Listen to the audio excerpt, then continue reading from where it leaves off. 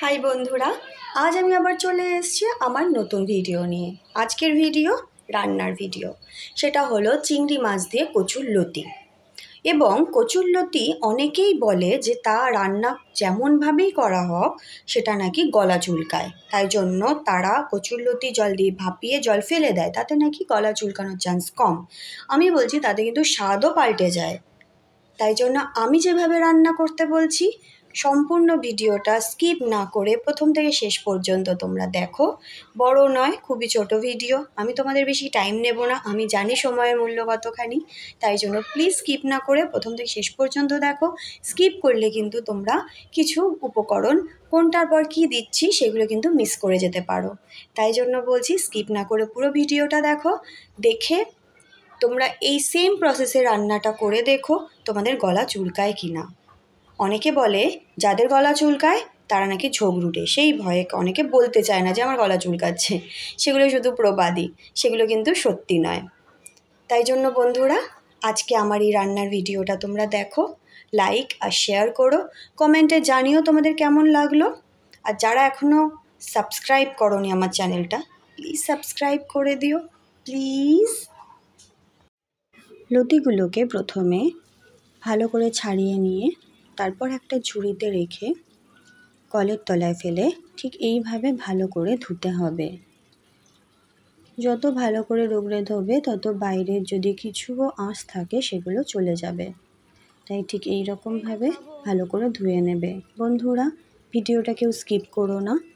আমি ঠিক কোন জিনিসটা কার পরে কিভাবে দিচ্ছি সেটা কিন্তু খুব দরকার এখানে। তাই স্কিপ না করে সম্পূর্ণ ভিডিওটা সকলে দেখো।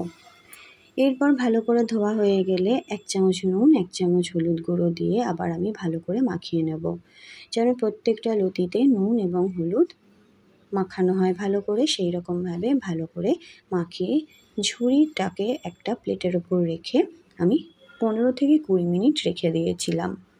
আমার 15 থেকে 20 মিনিট হয়ে গেছে। এরপরে ঝুড়ি সমেত লতিটাকে আবার কলের তলায় ফেলে ভালো করে রগড়ে ঠিক এইরকমভাবে রগড়ে ধুয়ে নেবে। তাহলে কিন্তু গলা চুলকানোর ভয় কিছুটা কমে যায়। এরপরে সম্পূর্ণ গলা চুলকানোর ভয় যেন চলে যায় তার উপায় আমি বলে দেবো। রান্নাটা পুরোটা দেখো স্কিপ না করে, তাহলে কিন্তু তোমরা দেখতে পাবে। আর ঠিক এইভাবে রান্নাটাকে করে দেখো এবং আমাকে জানিও কেমন লাগলো। এরপর একটু জলটা ঝরিয়ে নিয়ে আমি এতে আবার 1 চামচ নুন দিয়ে ভালো করে মাখিয়ে রেখে দেবো। ততক্ষণ আমি তোমাদের দেখিয়ে দিচ্ছি যে কী কী উপকরণ লাগবে। যা উপকরণ লাগবে সেগুলো হলো ফোড়নের জন্য 1 চামচ কালো জিরে এবং একটা শুকনো লঙ্কা কিন্তু স্বাদ বাড়ায় এইসব রান্নায়। মাঝারি সাইজের 2টো পেঁয়াজ কেটে রেখেছি, দেখো খুব সরু কিন্তু আমি কাটিনি, একটু মোটা। বড় টমেটো হলে 1/2, ছোট টমেটো হলে 1টা কুচিয়ে রেখে দিয়েছি। 7 থেকে 8 কোয়া রসুন এখানে থেতো করে রেখেছি। মনে রাখবে রসুনটা যেন থেতো করবে, কেউ কিন্তু পুরো পেস্ট করবে না। 1 চামচ আদা বাটা, আমরা ঝাল কম খাই তাই 1টা লঙ্কা। তোমরা এখানে ঝাল কে কেমন খাও সেই অনুযায়ী লঙ্কা বেশি দিতে পারো। আর লেবু কেটে রেখেছি, আর জিরে গুঁড়ো হলুদ গুঁড়ো 1 চামচ করে।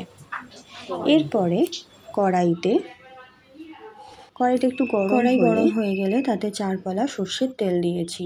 পুরো রান্নাটা কিন্তু সর্ষের তেলে হবে, তবেই কিন্তু তার স্বাদ হবে।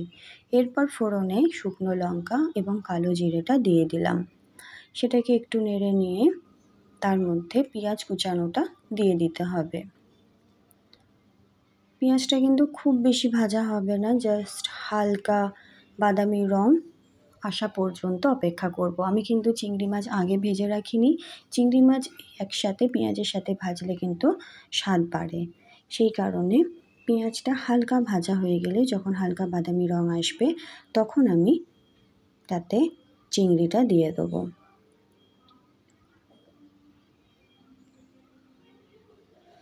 দেখো পেঁয়াজ প্রায় ভাজা হয়ে এসছে, খুব বেশি ভাজা হবে না, খুব সামান্য যেহেতু ভাজবো। সামান্য ভাজার পরে চারিদিকে পেঁয়াজটা সরিয়ে মাঝখানে চিংড়িটা দিয়ে দিলাম।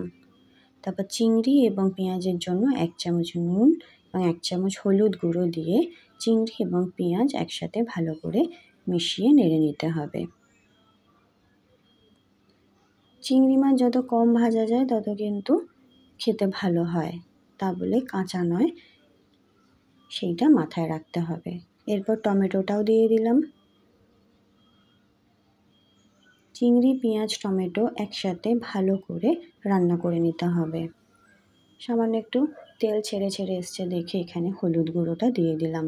তারপর হলুদ গুঁড়ো ভালো করে মিশিয়ে নিয়ে আমি মশলাটা চারিদিকে সরিয়ে মাঝখানে জায়গা করে সেখানে রসুন থেঁতোটা দিয়ে দিলাম। রসুন কিন্তু বাটা দেওয়া হবে না, রসুন থেঁতো দিতে হবে, তবে কিন্তু স্বাদ বাড়বে।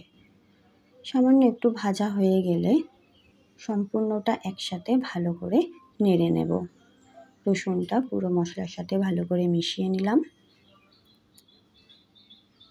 এরপর এখানে জিরে গুঁড়ো, আদা বাটা এবং লঙ্কাটা আমি দিয়ে দিলাম। লঙ্কাটা সামান্য একটু চিড়ে নিয়েছি, যাই একটু বেশি ঝাল খাও তারা বেশি লঙ্কা দিতে পারো। তারপরে সম্পূর্ণ মিশ্রণটা খুব ভালো করে নেড়ে নিতে হবে।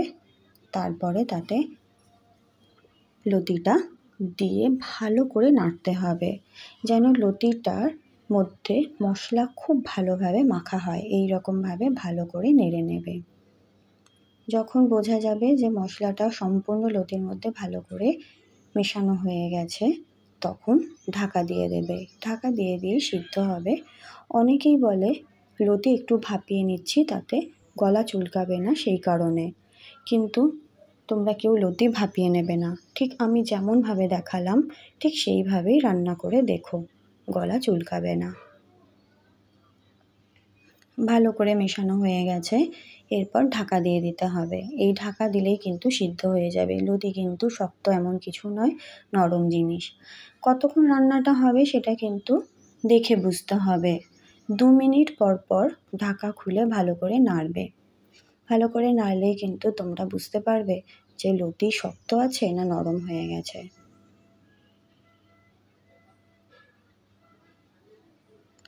আমি আবার ঢাকা দিয়ে দিলাম। ঠিক এইভাবে ঢাকা খুলে খুলে দেখবে এবার কিন্তু লতি বেশ নরম হয়ে গেছে, বোঝা যাচ্ছে 80% কুক হয়ে গেছে। তাই জন্য এখানে আমি লেবুর রস দিয়ে দিলাম। তোমরা এখানে তেঁতুলের কাই খুব পাতলা অল্প একটু দিতে পারো, সেটা কিন্তু আরও ভালো। আমার ঘরে এখন তেঁতুল নেই, তাই আমি লেবু দিলাম।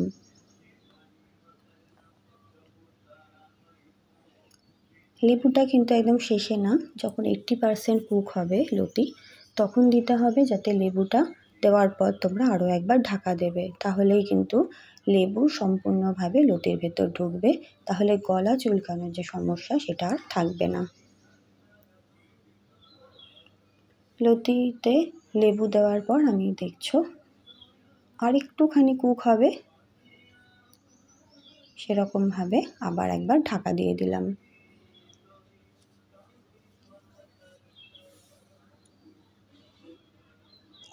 ঢাকা খুলে দেখছি, দেখো নাড়তে গেলেই বুঝতে পারবে লতি এবার ভেঙে আসছে, তখন কিন্তু আর বেশি নাড়বে না। এটা কিন্তু রান্না সম্পূর্ণ হয়ে গেছে। বন্ধুরা কেমন লাগলো জানিও, আর যারা এখনো সাবস্ক্রাইব করোনি প্লিজ সাবস্ক্রাইব করে দিও।